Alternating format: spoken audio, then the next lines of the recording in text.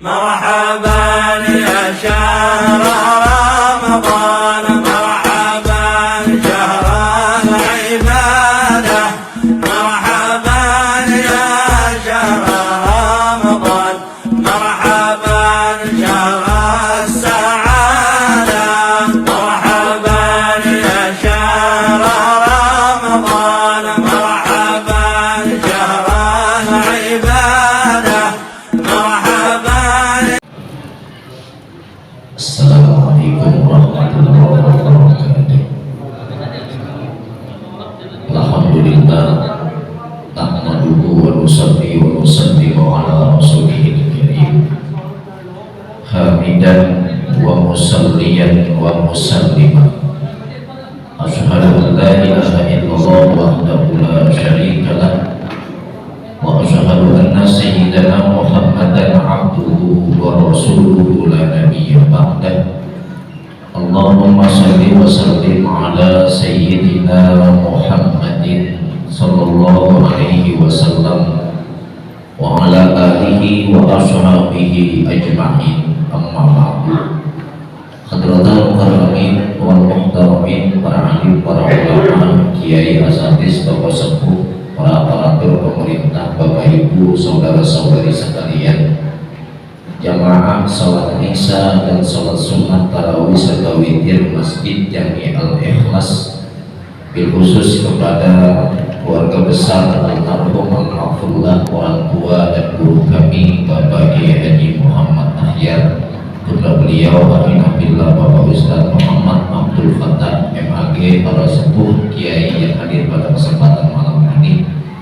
Puji syukur kepada Allah Subhanahu wa Ta'ala. Mari bersama kita panjatkan sholawat serta seiring salam tak lupa kita sampaikan kepada Nabi Muhammad Sallallahu Alaihi Wasallam serta keluarga, sahabat dan pengikutnya sekalian yang taat ila yaumil qiyamah.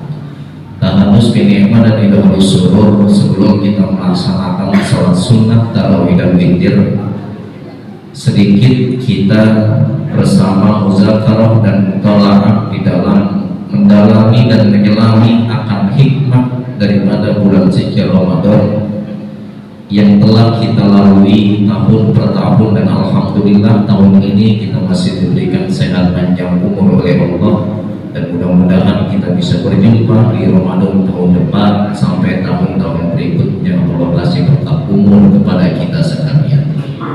Bapak ibu saudara-saudari sekalian, secara khusus memang bulan suci Ramadan ini terkenal dengan perintah kewajiban puasa teruntuk kita sekalian sebagai umat manusia. Namun ada satu hal yang harus kita perhatikan, bahwa di bulan suci Ramadan juga kita punya sejarah dalam kehidupan manusia yang begitu populer. Di zaman Nabi Muhammad Sallallahu Alaihi Wasallam, bulan suci Ramadan ini ialah di mana Allah turunkan undang-undang terbesar untuk kita, yang menjadi mukjizat paling besar dalam Rasul, dan mukjizat ini merupakan arah ketenangan, ketentraman, kebahagiaan buat kita sebagai umat manusia, yang dimana Allah Subhanahu wa Ta'ala gambarkan di dalam Al-Quran, Syahrul Ramadan alladzi unzila fihi al-Quran hudan linnasi wa bayyinatin minal huda wal furqan. Kalau di Indonesia ini Pak, kita kenal Undang-Undang Dasar 1945 itu buat penentu dalam langkah-langkah kita baik atau salah kita. Kemudian ada Pancasila dan Bhinneka Tunggal Ika. Jauh daripada itu, Islam sendiri sudah mengatur kita sebagai umat manusia dengan Al-Quran sebagai undang-undang huda linnas buat kita, dan wabayyinatin minal huda wal furqan. Ketika Allah gambarkan di dalam Al-Quran perintah kewajiban itu harus kita laksanakan, dan ketika Allah gambarkan di dalam Al-Quran bentuknya larangan itu harus kita tinggalkan. Yang kita kenal dengan takwa, yang hari ini batasannya adalah bagaimana kita bisa nurut apa yang Allah mau, bukan apa yang kita mau sekena-kenanya hidup, kata orang-orang. Makanya Allah akan melarang Pak, ibu-ibu sekalian, kita ini jadi awal di dunia, Allah akan melarang silakan kita menjadi seorang pejabat kah, pengusaha kah, mendagang apapun itu silakan, Allah nggak melarang, yang penting ada batasannya di dalam Al-Quran. Ketika Allah gambarkan ini adalah batasannya halal, silakan, ini batasannya haram, kita tinggalkan. Ini ada rekam-rekam, kita mikir dulu bagaimana ini subhan misalnya. Makanya di dalam surah Al-Insyirah itu Pak, bagaimana kita sebagai manusia memang disuruh berusaha oleh Allah. Bagaimana kita pagi nanti bisa makan, siang bisa makan, sore bisa makan selain bulan suci Ramadan. Bagaimana anak istri kita ini bisa pakai pakaian, punya rumah tinggal, minimal kontrak-kontrak kagak apa-apa, yang penting kagak hujanan, kagak panasan. Punya kendaraan buat kemana-mana, ngaji, naik motor, naik sepeda, ngejalan kaki dari sini ke Robuaya, bisa ekspor kita orang berjalan kaki. Faidah para utapan sopwa ila rabbika farghab, ini kita disuruh nyari dunia oleh Allah. Usaha kita kerja jadi apa aja, karyawan atau karyawati, dagang dan lain sebagainya. Tapi tentunya faidah para utapan sok itu harus diiringi dengan wa ila rabbika farghab. Setelah kita usaha, sujud jangan pernah ditinggalin kepada Allah. Bagaimana Allah yang memberikan rezeki kepada kita, bagaimana Allah yang memberikan uang kepada kita, besar kecilnya kita terima. Warda rabbahu qabla ayyardah. Ketika Allah ridha terhadap diri kita, berarti kita telah ridha apa yang Allah berikan. Tapi ketika Allah tidak ridha terhadap diri kita, berarti kita itu nggak pernah ridha dengan apa yang Allah berikan kepada kita sekalian. Makanya kita itu kudu ridha apa yang Allah kasih kepada kita. Jangan kita samain dengan orang-orang yang tidak ibadah dunianya banyak. Kalau kita hari ini Pak ibadahnya rajin, motornya masih motor tahun 98, tahun 2004, naiknya naik Supra, udah gitu kagak ada kapten, mesinnya mesin NX, nggak apa-apa ya, ibadah jalan terus. Daripada punya motor NX, PCX, dia lagi ibadah, mobilnya banyak, rumahnya sampai 2 tingkat, halamannya lega, luas. Kita banding-bandingin, kalau enak kayak dia lagi ibadah, badannya banyak. Ingat kata Allah, walladzina kadzabu bi ayatina sanastadrijuhum min haitsu la ya'lamun. Mereka nggak tahu, mereka itu sedang dikasih nikmat besar oleh Allah, menikmati dunianya tanpa ibadah kepada Allah. Sanastadrijuhum min haitsu la ya'lamun, kita harus berusaha. Bahkan Allah memberikan musibah yang begitu besar kepada dirinya. Di dunia nggak dapat yang namanya siksaan Allah, di akhirat siksaannya begitu besar, dipertanggungjawabkan segala hartanya. Mobilnya dari mana didapatnya, kemudian motor belinya dari mana, uangnya dari mana, halal atau enggak, dipertanggungjawabkan di sisi Allah Subhanahu wa Ta'ala semuanya. Tidak ada yang tidak dipertanggungjawabkan. Apa yang pernah kita dapat di dunia, maka semuanya kecil maupun besar di hadapan Allah, maka akan dipertanggungjawabkan oleh kita sebagai manusia. Al-yawma naqtimu ala afwahihim wa tukallimuna aydihim wa tashhadu arjuluhum bima kanu yaksibun. Semuanya bersaksi, rambut kita, mata kita, telinga kita, tangan kita, jari jemari kita apakah pernah dipakai sujud atau tidak, nanti akan bicara di hadapan Allah. Nggak pernah bohong jari kita. Kita terawih di masjid setiap hari, setiap malam. Kita melaksanakan puasa bulan suci Ramadan. Kita jujur terhadap diri kita, kita puasa walaupun kita kerjanya capek. Nggak mokel saban hari habis johor warteg mojok yang enggak. Pada saat itu atas adu ajung dimakan yang sikun kakinya ngomong, ya Allah ini umat dulu pada saat puasa Ramadan siang hari warteg mojok dia di tenda biru atau tenda hijau, yang kaki sama sendalnya doang kelihatan, mukanya hangat, badannya kagak tahu itu memedi apa bukan.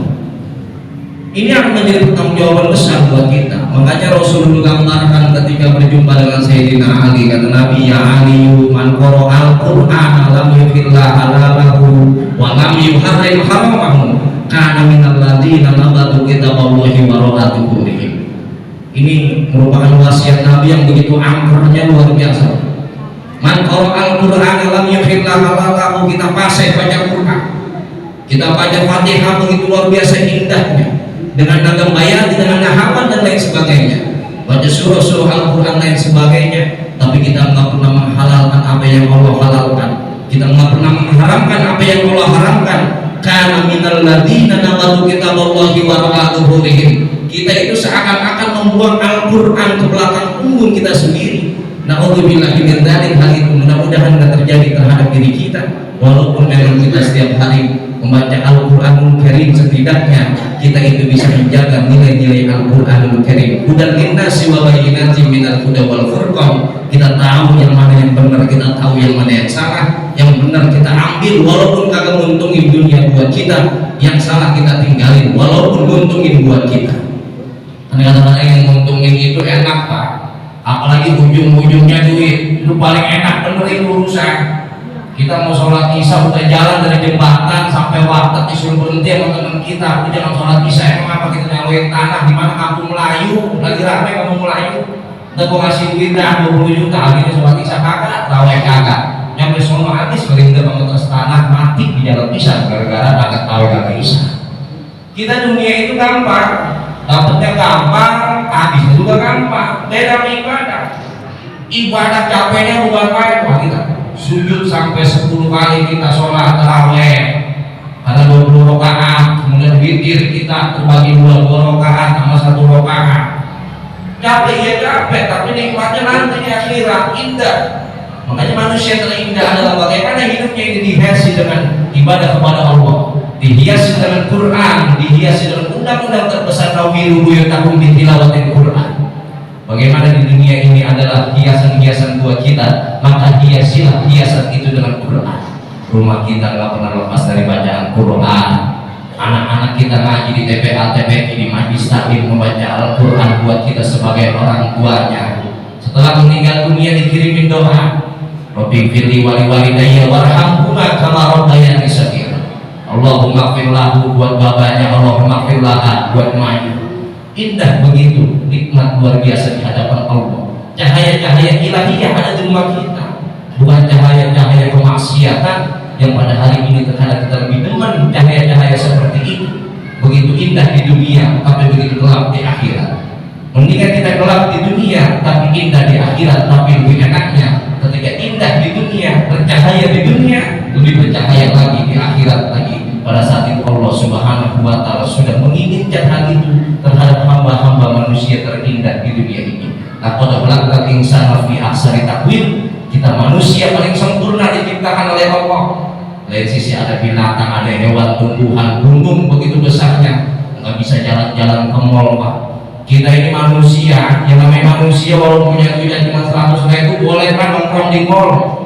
Jangankan 100.000 cuma punya duit gojek nongkrong di DM boleh, parkir doang masuk dalam pulang lagi silakan. Kalau kambing nggak boleh masuk Pak. Makanya kita itu kalau mau bisa masuk masjid nggak bisa, masjid itu luar biasa. Allah nantikan hamba-hambanya untuk sujud kepada Allah. Wa'iddat lil muttaqin. Balasan bagi Allah Subhanahu wa Ta'ala kita sebagai manusia dari Allah itu surga yang ternyata buat kita.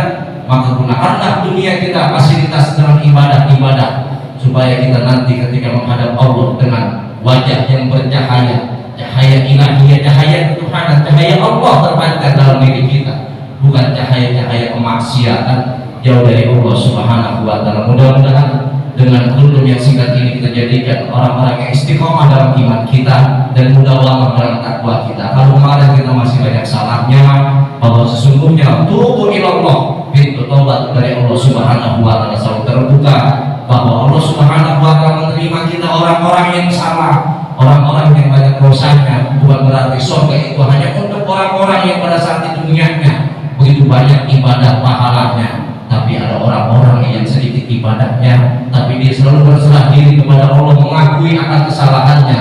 Itu lebih baik di sisi Allah Subhanahu wa Ta'ala. Kita selalu dalam lindungan Allah Subhanahu wa Ta'ala. Puasa kita disampaikan di malam takbir di hari raya Idul Fitri, berkumpul dengan keluarga besar kita dalam keadaan sehat afiat. Wallahul